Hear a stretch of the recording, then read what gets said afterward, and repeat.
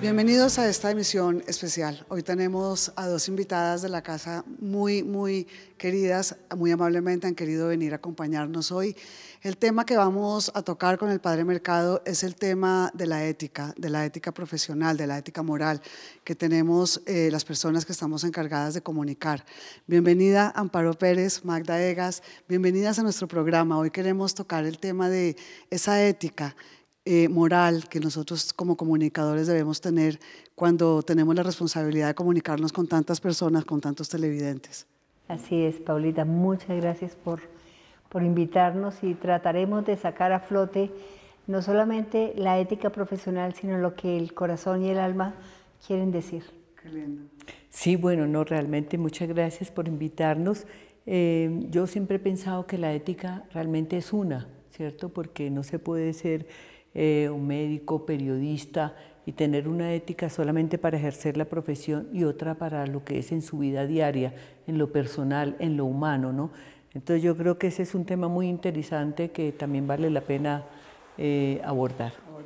Amparito, tú como defensora del televidente, estamos hoy tratando el tema de lo que ha sucedido en Caracol, programa Séptimo Día, en donde se ha hecho un fuerte ataque a la Iglesia Católica y desde tu punto de vista de defensora del pueblo, de defensora, perdón, del televidente y también como persona, ¿qué tienes para contarnos al respecto?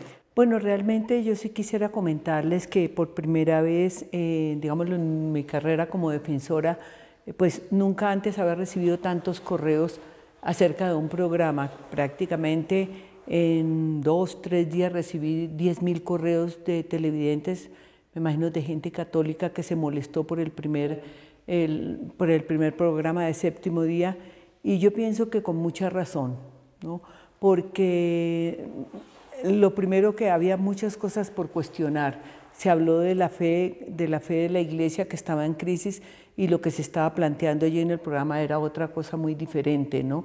Hubo realmente muchos errores que los televidentes criticaron, cuestionaron, no solamente lo del el comunicado que hizo el episcopado, sino que lo que a uno le sorprende es ver es que tanta gente opinó y se expresó en contra del programa. Y pues nuestra obligación obviamente era sacar el tema, estudiar, analizarlo, mirarlo, revisarlo y ver realmente cuáles fueron las inconsistencias. Yo pienso que fue un tema demasiado candente, demasiado álgido para tocar, que se generalizó, y uno no puede por 10, 20 o 100 casos generalizar millones de sacerdotes y millones de católicos que al ver este programa, si no hay una fe férrea y un rechazo, se podría pensar que la gente empiece a vacilar. Y en este, perdónenme que hable un poquito más largo, que es un momento donde el Santo Padre, o sea, el Papa que tenemos es la maravilla, está haciendo todo por atraer a los fieles que en un momento dado se han dispersado porque hay 1000 iglesias, 1000 opciones y 1000 posibilidades. Nosotros no podemos contribuir a que este rebaño se salga de su rumbo. Popolita, yo quiero en nombre de la Iglesia agradecer el testimonio de los miles de fieles, pero también de los ciudadanos que, no siendo católicos, han querido manifestar su profundo rechazo al programa Séptimo Día por la falta de objetividad con la que quiso presentar, generalizando la conducta de los sacerdotes. Yo realmente felicito a los fieles católicos y los invito a seguir asumiendo en la vida pública esa obra maravillosa de testimoniar y de defender su fe. Realmente muchas gracias, sobre todo también a los cristovidentes que han seguido con atención todos los hechos que se han desarrollado en estas últimas semanas. Sí, padre, a mí me gustaría contar algo, ¿no? En realidad, cuando uno le hace un análisis al programa y las quejas de los televidentes, uno se da cuenta de que la gente en general reconoce que algunos casos que se denunciaron allí ya primero eran viejos, sí, eran conocidos, y de hecho pues existe, esa es una realidad que todos reconocieron, existe, pero no por eso yo voy a cambiar es decir, mi fe ni se va a acabar porque sería demasiado frágil. Es decir, yo sé que eso sucede, pero realmente eso no me va a cambiar a mí, o voy a dejar de ser un católico, o de creer en Dios, o de defender a mi iglesia por esa circunstancia, ¿no? Entonces yo creo que a la gente le tiene que quedar claro de eso.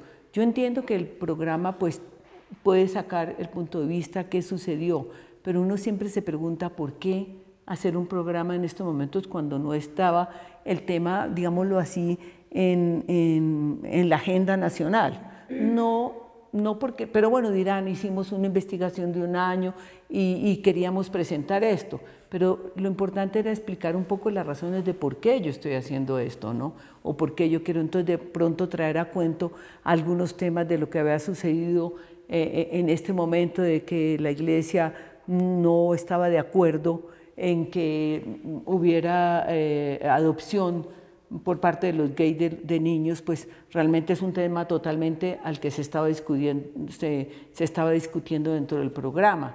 Entonces me parece que ahí no hubo claridad, se quiso confundir. Y de hecho el programa hace referencia desde el primer momento a esa realidad, a la oposición clara que la Iglesia ha tenido respecto a la adopción de niños por parte de parejas homosexuales. La Iglesia claramente ha interpretado este programa como un ataque, es decir, como un modo de minar su credibilidad en momentos en los que precisamente la Iglesia manifiesta a la opinión pública pues su oposición al crecimiento y al favorecimiento de políticas que van en detrimento de los intereses de los menores. A mí me parece que es importante resaltar también un aspecto que tiene que ver con el tema que hoy estamos tratando, y se trata de la objetividad periodística, del respeto que el periodista tiene que tener a la verdad. Y la verdad, ustedes lo saben como profesionales, tiene distintos rostros, distintas caras. Nosotros en la Iglesia no intentamos ocultar la realidad del pecado, la realidad de la falencia que algunos ministros han podido tener a su compromiso de vida con Dios, pero nos da la impresión que se intentó claramente en el programa generalizar la conducta de los sacerdotes, ocultando la labor desinteresada, la labor fiel, la labor buena que tantos sacerdotes desarrollan en favor de sus comunidades. O la verdad se presenta de una manera integral o deja de ser la verdad. Yo creo que esa fue la falla, esa fue la falla del programa, generalizar. Porque como usted dice, padre, existen estas fallas, pero no solamente en los sacerdotes, congresistas los hay absolutamente rectos y los hay corruptos, en todos los ámbitos, en la vida entera. Todos somos humanos y podemos cometer errores, pero eso no quiere decir que todos seamos pecadores, que todos seamos señalados. Como sucede con los periodistas, que hay periodistas exacto, buenos periodistas como ustedes y otros menos equilibrados. Padre, se dio a entender a lo largo del programa que la Iglesia encubre este tipo de crímenes. ¿Qué tienes para decir al respecto? Bueno, efectivamente, ayer fue la segunda emisión del programa Séptimo Día en el que se trató un tema distinto, advierto, al tema que se trató en la primera emisión. La primera emisión era la realidad de sacerdotes que incumplen su voto de castidad y que practican una vida homosexual, y en esta segunda transmisión se ha tratado en cambio del tema de la pederastia. Atención, porque homosexualidad y pederastia son dos realidades diversas y que deben ser juzgadas con patrones distintos. Eso es lo primero que yo quiero decir. Lo segundo, nuevamente el programa cae en generalizaciones y se nota claramente la tendencia a intentar demostrar una tesis ya conocida y famosa en algunos medios de comunicación, que la Iglesia ha encubierto, que la Iglesia ha sido inoperante frente a algunos casos, pocos casos, de abusos sexuales de menores que se han presentado en Colombia y en el mundo. Pues bien, hay que reconocer, en primer lugar, que los casos, algunos casos, pocos casos de abuso sexual de menores se han presentado en la Iglesia y en la Iglesia en Colombia. Segundo, hay que reconocer que eventualmente en el pasado algunos obispos no actuaron con la contundencia requerida.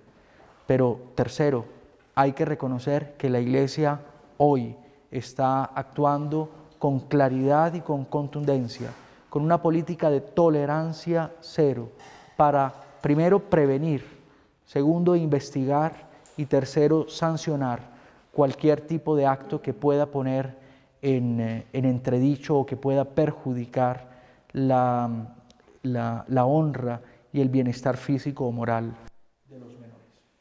Lo digo porque precisamente yo he venido trabajando en la implementación de esa política de protección de menores en la Iglesia y puedo asegurarles que es hoy una de las más contundentes e integrales que existen en el mundo. Pero me siento interpelado a hacerme cargo de todo el mal que algunos sacerdotes, bastantes en número, no en comparación con la totalidad, hacerme cargo y a pedir perdón del daño que han hecho por los abusos sexuales de los niños.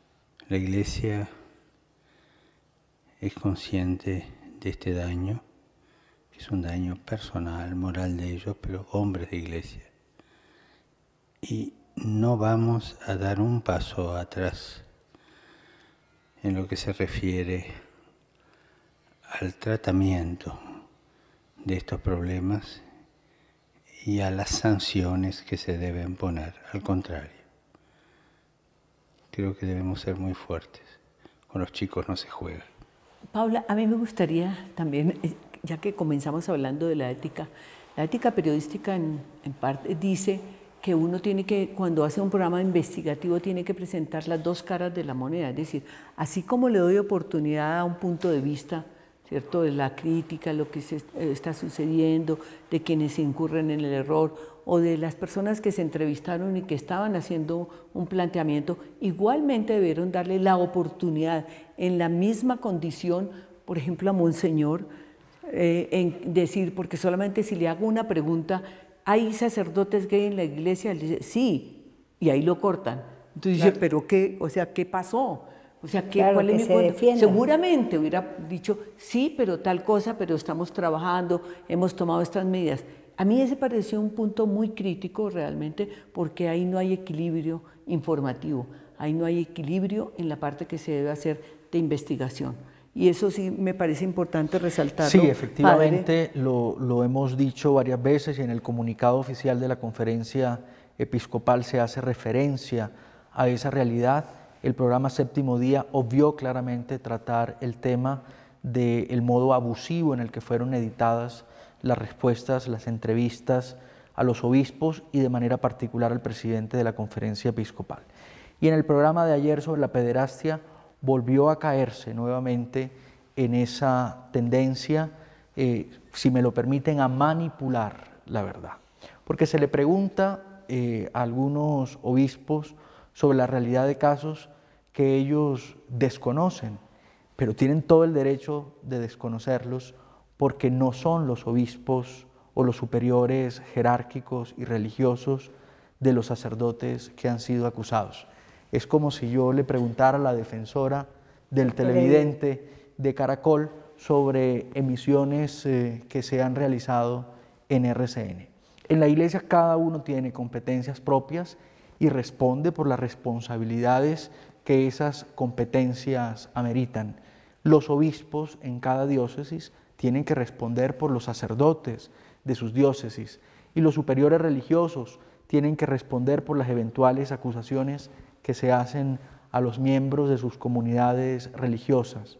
Pero como es evidente, no todos pueden saber los casos diversos que se presentan o hacerse responsables de todos los casos que se presentan. Anoche, padre, hay un caso específico de un sacerdote italiano que tuvo estas etapas tristes y lamentables y llega a Roma y o sea, es de conocimiento del Papa anterior, que era el más cercano, al Papa del momento, ¿no? Y dice que la Iglesia Católica optó por ignorar todo el problema. Entonces, ¿cómo me parece muy usted importante esa pregunta. El sacerdote, aunque vivió toda su vida en Italia, es de origen mexicano, es el padre Maciel Marcial, fundador de los Legionarios de Cristo. Yo creo que aquí hubo una acción clara por parte de la Iglesia que inició unas investigaciones y que impuso unas sanciones. El padre Maciel vivió retirado de la vida pública, sin poder ejercer públicamente su ministerio sacerdotal. Sí, pero ahí dice hasta que el sin último haber día tenido un de su vida. castigo, porque nunca le... Eso es lo falso. La Iglesia impone los castigos que le son propios. En el caso del padre Maciel, el padre Maciel fue retirado a una vida de oración sin ningún tipo de ejercicio público de su ministerio. Yo creo que esa es una de las sanciones más graves que se le pueden imponer a un sacerdote. La Iglesia, como ustedes saben, no tiene cárceles y por tanto no compete a la Iglesia mandar a un sacerdote a la cárcel. La Iglesia impone las sanciones que le son propias de acuerdo al derecho canónico, que es el derecho que se ejecuta en la Iglesia. A mí sí me gustaría resaltar una cosa. Las omisiones que se presentaron ayer en el programa Séptimo Día corresponden no a la Iglesia. Los sacerdotes que salieron ayer en Séptimo Día acusados han recibido sanciones por parte de la Iglesia. Quien no ha actuado en este caso, quien no ha llevado a cabo las investigaciones que se deben y por tanto quien ha faltado a las víctimas es el Estado colombiano. La impunidad sigue siendo altísima para los delitos sexuales, no solamente en el caso de que estos sean cometidos por sacerdotes, sino de una manera generalizada. Entonces, a quienes tenemos que exigir mayores controles y mayores acciones es también al Estado. Yo puedo asegurarle también a los cristovidentes y a la opinión pública que en la Iglesia seguiremos luchando con contundencia para que nunca se vuelvan a presentar casos de abuso sexual a niños. Nuestra política, reitero, es de tolerancia cero. Y si hay encubrimiento por parte de un obispo, yo les pido que denuncien también al obispo, porque es también un delito encubrir el abuso sexual de menores. Dobbiamo accogliere questa umiliazione come una esortazione alla verità e una chiamata al rinnovamento. Solo la verità salva. Dobbiamo interrogarci su che cosa possiamo fare per riparare il più possibile l'ingiustizia avvenuta. Dobbiamo chiederci che cosa era sbagliato nel nostro annuncio, nell'intero nostro modo di configurare l'essere cristiano, così che una tale cosa potesse accadere. Dobbiamo trovare una nuova risolutezza nella fede e nel bene. Dobbiamo essere capaci di penitenza. Dobbiamo sforzarci di tentare tutto il possibile nella preparazione del sacerdozio perché una tale cosa non possa più succedere. Padre, se da a entender ayer en el programa que su santidad Juan Pablo II había también encubierto, o que de alguna manera inclusive se menciona como si hubiera sido cómplice de todas estas atrocidades y se pone el nombre de su santidad Juan Pablo II muy bajo. Es realmente una pena que el programa Séptimo Día y otros medios de comunicación quieran presentar al Papa Juan Pablo II como un encubridor de la pederastia o del abuso sexual de menores en la Iglesia. Yo simplemente quiero recordarles que cuando los escándalos de pedofilia empiezan a presentarse en distintos países, sobre todo en Estados Unidos, que fue el primer país donde se inició, digamos, esta cadena de escándalos, motivada muchas veces por algunos medios de comunicación, el Papa convocó de inmediato al episcopado americano a una reunión en el Vaticano y estableció una política que él mismo denominó de tolerancia cero. Fue el Papa Juan Pablo II el primero que dio impulso a la defensa y a la protección de los menores en la Iglesia ante una realidad que para muchos católicos, para muchos ministros, para muchos obispos era totalmente desconocida. Yo creo entonces que es injusto considerar al Papa Juan Pablo II como un encubridor. Él, no obstante su vejez, no obstante muchas veces su incapacidad física, tuvo la valentía de dar el primer paso. El Papa Benedicto XVI continuó con esos pasos dados por el Papa Juan Pablo II y nos encontramos ahora con el Papa Francisco, que sigue ejecutando la política diseñada por Juan Pablo II y por el Papa Benedicto, porque la política de la Iglesia, los textos en materia penal para investigar y sancionar este delito siguen siendo los mismos. El Papa Francisco está ejecutando una política diseñada por sus predecesores y por eso no se puede hablar de que ahora el Papa Francisco sí está haciendo algo mientras los anteriores papas no estaban haciendo nada. No, eso pues, es injusto. No, lo que pasa es que está más abierto en muchas cosas, eso sí es obvio. Claro que sí. Él es un papa, no sé si el término quepa, pero es un papa moderno y trata de modernizar la Iglesia también. Sí, es un papa que asume estas realidades con un criterio muy pastoral y muy cercano a la gente, y eso obviamente hace que sus palabras y sus gestos, particularmente aquellos referidos a las víctimas, impacten directamente. Porque atención, la prioridad de la Iglesia no es encubrir de ningún modo a los sacerdotes que han cometido estos delitos. La prioridad de la Iglesia son las víctimas, que las víctimas reciban realmente la justicia que merecen, la verdad que merecen y que vean garantizados todos sus derechos. Eso tiene que hacerlo también la Iglesia y el Estado. Y reitero, quien está faltando en materia de procedimientos penales, en materia de investigación, en realidad es que no compete realizar a la Iglesia como imponer penas civiles, no somos nosotros. Bueno, son las instituciones ahí viene del una pregunta Estado. mía. ¿Sería la primera vez que al cometerse un abuso de estos, el gobierno actuara y los puede poner presos o no? Pero por supuesto que sí. Los sacerdotes que incumplen sus votos de castidad y abusan sexualmente de menores son criminales, no solo pecadores, son criminales y deben, por tanto, recibir la justa condena que merecen. Ahora bien, atención, esos sacerdotes merecen también la presunción de inocencia, como todos los demás ciudadanos, y deben ser investigados de acuerdo a la ley penal. Y deben seguir todos los trámites judiciales que se presentan en el Estado para poder garantizar que se llegue a la verdad de fondo de las acusaciones.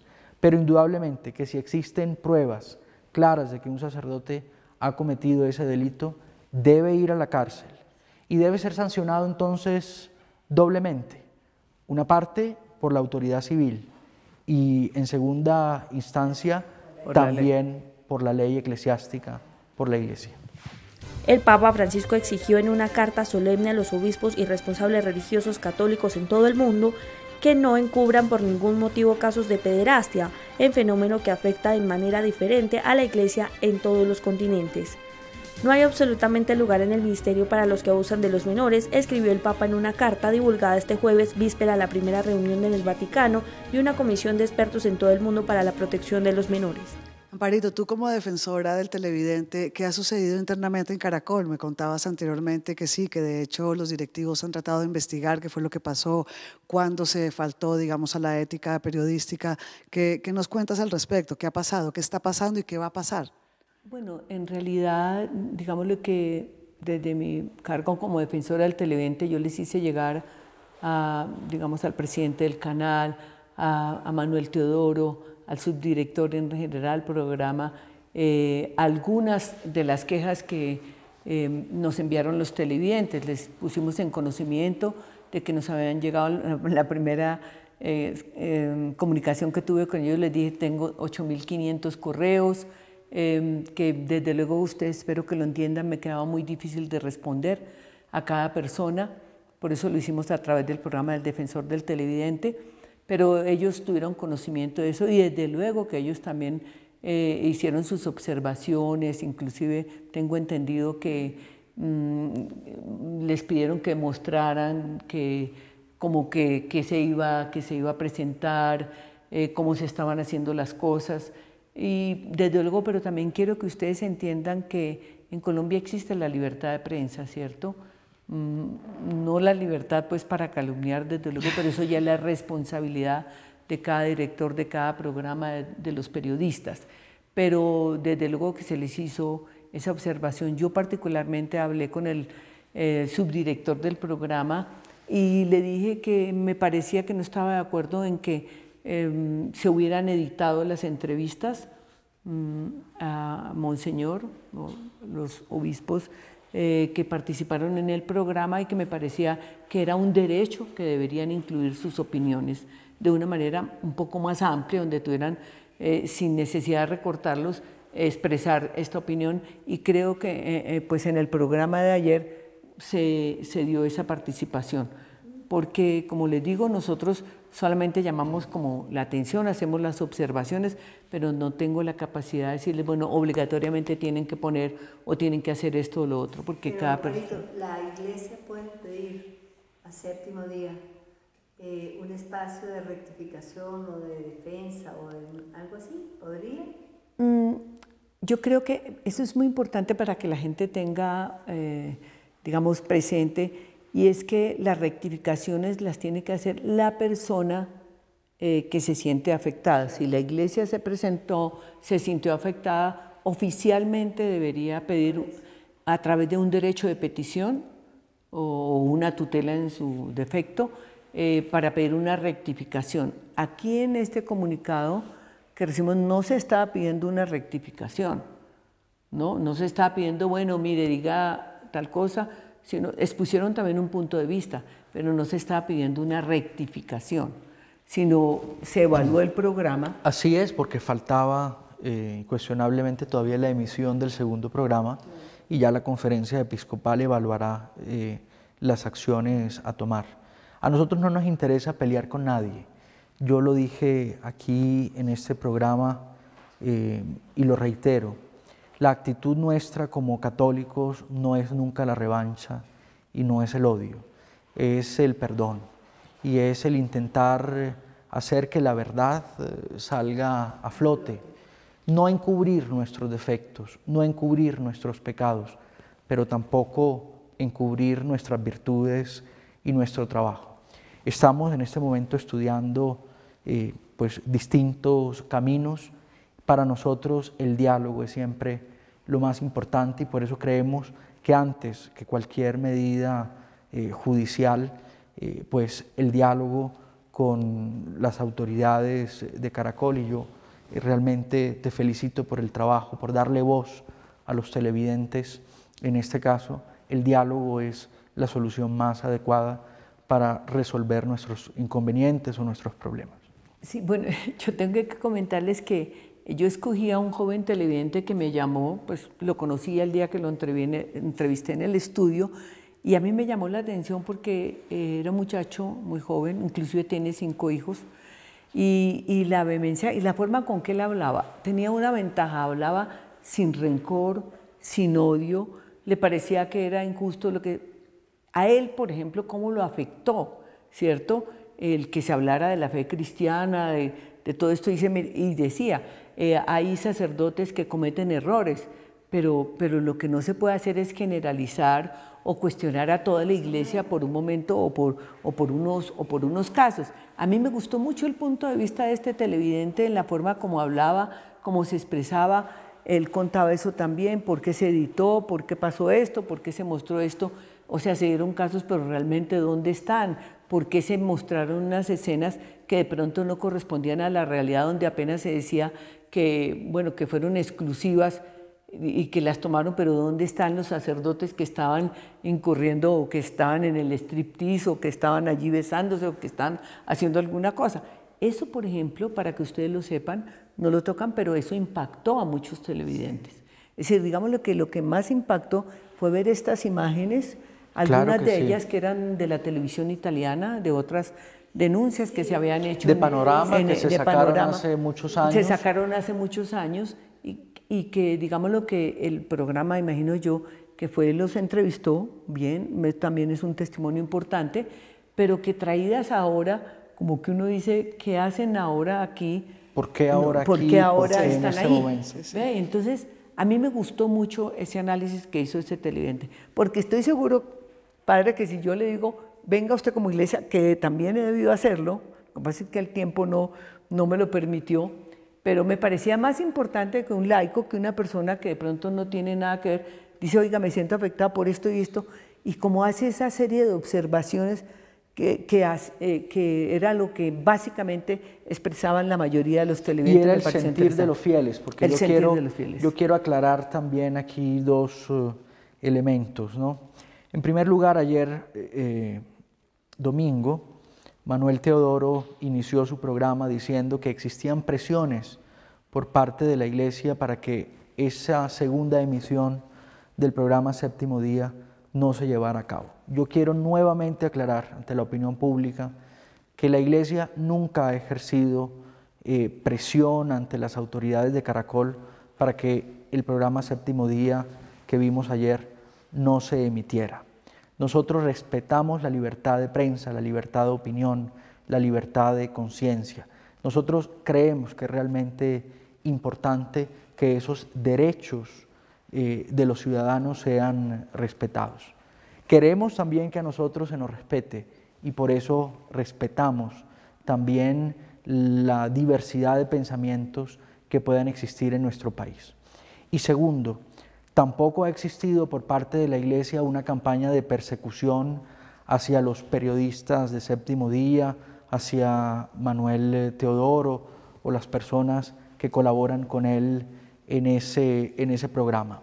La reacción que hemos visto en las redes sociales, las cartas que la defensora del televidente han recibido, no han sido motivadas por la Iglesia como jerarquía, ha sido una reacción de la base, una reacción del pueblo de Dios y una reacción de los televidentes, además de Caracol, que en su mayoría son católicos, y se sintieron profundamente afectados por las imágenes que mostraron. Y en ese sentido yo quiero decirle a Manuel Teodoro que aquí él no está irrespetando a los católicos, él está irrespetando a sus televidentes. Hace pocas horas acabo de ver unas declaraciones suyas en la prensa en la que decía que la reacción de los católicos era motivada por la fe y era por tanto irracional y por tanto no tenían que tenerse en cuenta. Yo quiero recordarle que quienes fueron a quejarse ante la defensora del televidente no fueron los católicos, fueron sus televidentes que se sintieron ultrajados y heridos por la falta de veracidad y de objetividad de su programa. Bueno, a mí sí me gustaría, porque yo hice 2 veces en el programa la observación de que algunas personas, no digo todas, me pidieron que no, o sea, que no permitiera que el programa se saliera. No lo digo de parte de la Iglesia o el episcopado, ni que me hayan pedido, pues no me lo pidieron nunca. Algunos televidentes me decían, no diga, ¿usted qué hace ahí? ¿Usted no sirve para nada? ¿Usted por qué no sé qué? Pero yo siempre le expresé a la gente y lo quise dejar muy claro en el programa. Quizás por eso habrá un malentendido. Me imagino que Manuel Teodoro o ellos debieron ver también igual el programa, porque yo también les conté que yo iba a hacer este punto de vista de los televidentes. Y lo digo porque muchas personas dirían, no, quítelo. Y yo siempre tengo que decirle a la gente, no tengo esa facultad. Claro. Y además la idea es que los diferentes puntos de vista se presenten. Ahí les mostré ahora un correo de un señor que decía, ¿usted por qué presentó a ese muchacho? ¿Por qué le da voz a él? Si, como quien dice, ¿con qué derecho lo presenta? Si esto es una realidad, no. todos tienen la oportunidad de participar. Y en eso es lo que hoy en día, no sé si ustedes estarán de acuerdo, yo trabajo en que hoy en día exista tolerancia, tanto Así tolerancia es. como usted dice, Tolerancia y la opinión de respeto. Manuel de decir y desconocer sus televidentes, pues tampoco me parece, ¿ve? A mí me parece que toda la gente tiene oportunidad de expresar su punto de vista sin ser agredido, sin ser descalificado y sin ser ofendido o maltratado por eso y sin que le hagan bullying, como decían hoy en día, porque es la verdad, ¿no? Sí. Entonces, agradecemos, Amparito, que estamos ya cortos de tiempo. Esto fue una intervención maravillosa por parte tuya, Muchas gracias. Padre Mercado. Magda, gracias por haber acompañado a nosotros aquí, a todos los jóvenes del Cenáculo y en Cristovisión con esta emisión. Nuestro propósito con este programa es hacer una invitación a los medios de comunicación, a los comunicadores, a que se detengan un momento y reflexionen sobre el país que estamos construyendo. Nosotros como comunicadores tenemos una responsabilidad inmensa y queremos por eso invitarlos a que pongamos nuestros ojos en lo que construye, en lo que realmente edifica un país mejor. Ahora que estamos en procesos de paz, que nosotros, los comunicadores, podamos aportar siempre paz, tolerancia y amor a nuestro país. Gracias.